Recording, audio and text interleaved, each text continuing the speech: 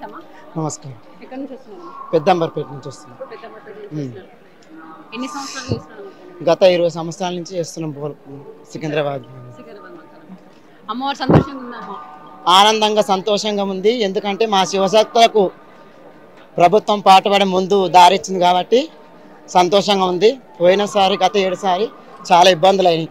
ఇప్పటికైతే సంతోషం. అమ్మవారు మాకు ఎట్లా సంతోషం ఇచ్చిర్రో అమ్మవారు కూడా ఇంకా సకల సంతోషంతో ఆనందంతో ఉంటుందని కూడా చెప్తున్నచ్చు. అందరికీ నమస్తే. ముందుగా రాష్ట్ర ప్రజలందరికీ తెలంగాణ ఆషాఢ మాస లస్కర్ బోనాల శుభాకాంక్షలు.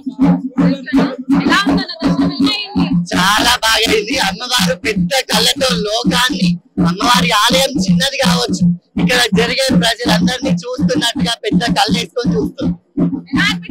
కాంగ్రెస్ ప్రభుత్వం చాలా బాగానే ఇచ్చింది. గతం అంతా కాకపోయినా గానీ కొన్ని మార్పు చేర్పులతో చాలా సంతోషంగా మాకు దర్శనం చేయించారు.